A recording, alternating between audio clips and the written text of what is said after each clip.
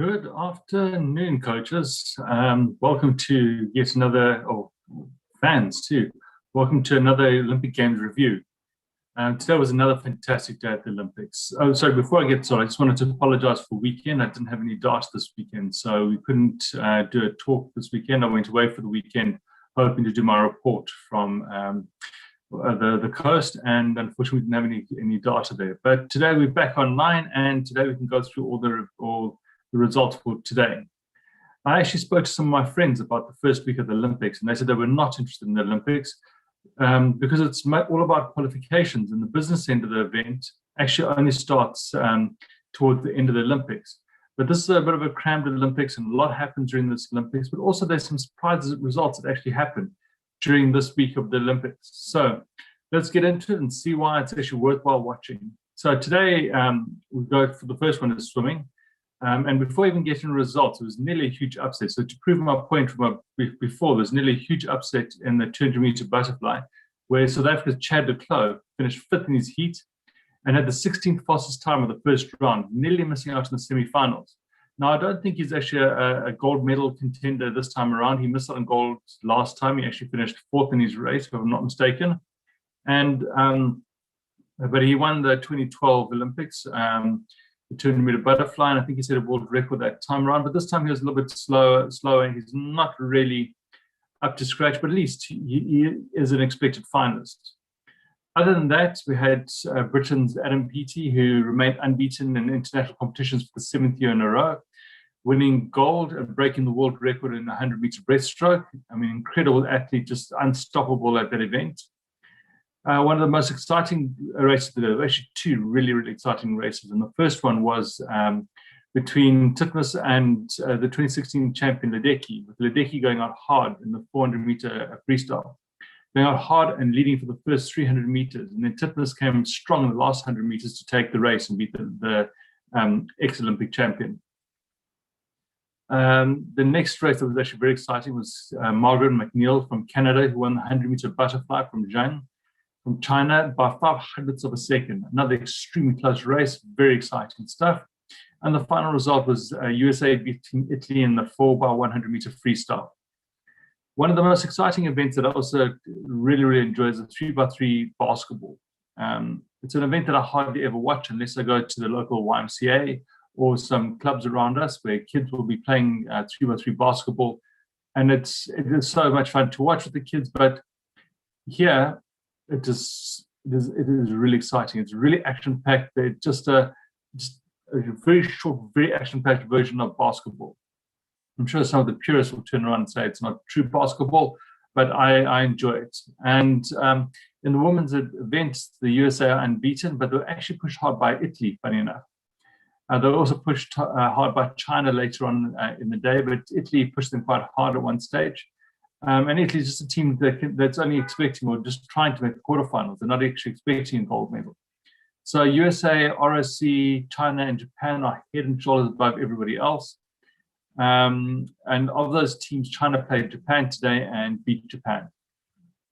And then United States played China today, and United States beat China in another close game. So in the men's tournament, Serbia are in a league of their own. They're unbeaten. They've hardly been tested. Netherlands have also impressed me, and Russia, as long as Zoev is on the court, and they are impressive, but they struggle without him. Belgium have shown that they can surprise everyone, and they can when they beat the Netherlands. However, I still think the Netherlands are a better team, and this looks like this could be a Serbia against Netherlands competition. But when it gets to knockout stage, anybody can win. Men's hockey, there was only 2 games played today, with Belgium beating Germany 3-1 and Great Britain beating Canada 3-1. Tomorrow will be a far bigger day with all of the men's tournament, with all 12 teams taking part. Australia against Argentina, India v Spain are the 2 big games tomorrow. No real surprise I expect in the rest of the matches, but who knows what will actually happen, especially if one of the teams come in a bit overconfident. On the women's hockey, Netherlands beat Ireland 4-0. Great Britain beat South Africa 4-1 after being behind 1-0 after 6 minutes. But then it was all one-way traffic from there. Germany beat India 2-0. Australia beat China 6-0. Argentina beat Spain 3-0. And New Zealand beat Japan 2-1. Great Britain are the defending champions with Netherlands silver and Germany bronze, but Australia is always the team to look out for. They're always a very, very tough team to play against. Softball had its final round-robin phase today, and Australia and Italy were the two teams that were knocked out. In the next phase, we have got USA playing against Japan for gold and Canada vs Mexico for bronze.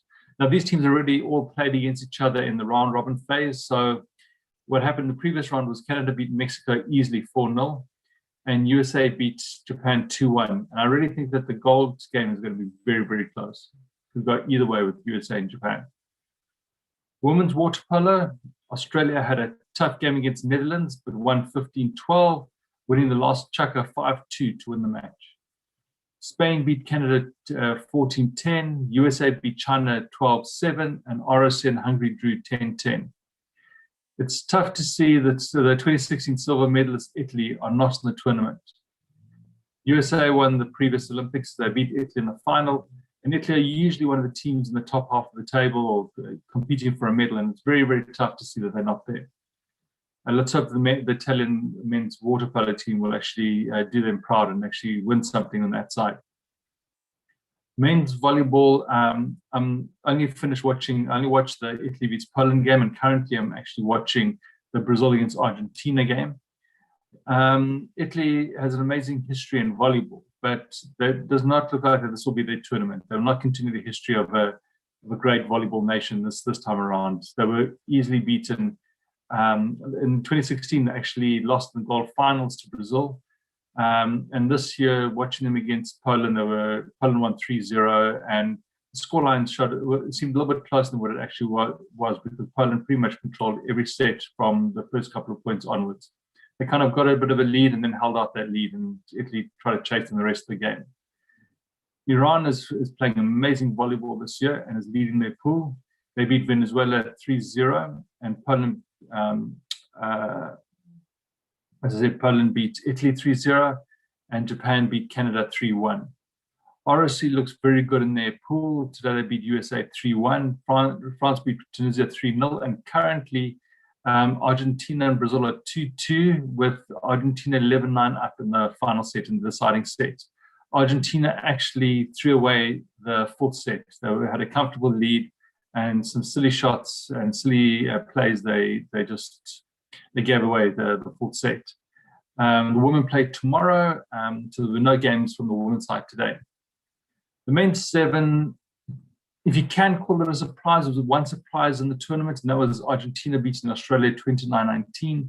But it's not a huge surprise because Argentina are always able to beat Australia, but normally if you consider Australia the favourites, and normally Australia would win. Every now and again, Australia might whip them, but today they beat them comfortably. New Zealand easily beat South Korea and then went on to beat Argentina, and Australia beat South Korea. South Korea is definitely the whipping boys in this group. I mean, they've conceded 95 points in 2 games so far. Great Britain and Fiji easily won their games against Canada and Japan. I expect a little bit more from Canada. Canada can actually be a little bit competitive. Fiji didn't look at the top of their game, but tomorrow's match against Great Britain will be very exciting. South Africa easily beat Ireland and Kenya, and USA struggled a little bit today. I mean, USA are one of the favourites with South Africa, Great Britain, Fiji, and New Zealand. So we expected something from them, but yeah, they didn't really show too much today. But who knows what will happen tomorrow? They might bounce back tomorrow and play extremely well against South Africa. So that was it from the Rugby Sevens. I mean, it pretty much went according to plan. Other interesting results from today. Well, Korea continued to strive for the clean sweep in archery by winning the men's gold 6-0 against Chinese Taipei. So far in gold, there's been out of the 5 tournaments, out of the 5 events, 3 have finished, and Korea are 3-0 in gold, with only the 2 individual events to go. ROC won the men's team artistic gymnastics. It was extremely close between them, Japan, and China. It came down to the last competitor, and the rest of the teams were nowhere near them. So ROC won in the last event and the last competitor. It's really nice when it comes down to the last little thing like that. Mountain biking for men was won by Titmus from Great Britain. It was a bit of a shock result, and this is going Great Britain's favour. Shock result in the diving, in the synchronized men's synchronized diving. It's the first time that China has lost the gold medal since Sydney, and apparently it's only the second time actually they've lost the gold medal in this event. ROC finished third. It was extremely close between China and Great Britain. Men's foil was actually amazing to watch. Cheong from Hong Kong beating Garozzo from Italy to win gold. It's not often that a non-European competitor actually wins gold in the fencing or in foil. And in anything to do with fencing, it's actually quite odd to see a non-European win. And he won extremely well. Garozzo got injured during the match, but actually I think Cheong would have won anyway, even if it wasn't for Garozzo's injury. The women's sabre was an all ROC event, clean sweep by them for gold and silver. And then the final result was USA took gold in both men and women's skeet finals. Amber English just pipped Diana Boccosi from Italy by 1 point. It was extremely exciting the whole way through, and the difference was actually made in the second last round.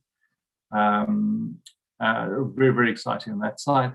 And Vincent Hancock easily took the gold in the men's section for United States of America. So far, all looking good. At the Olympics, very exciting. The medal table is actually Japan leading the medal table at the moment. It's amazing how home countries do exceptionally well, when they're hosting the event. They've got 8 golds, 2 silvers, 3 bronzes. United States of America second with 7 golds, 3 silvers, and 4 bronzes.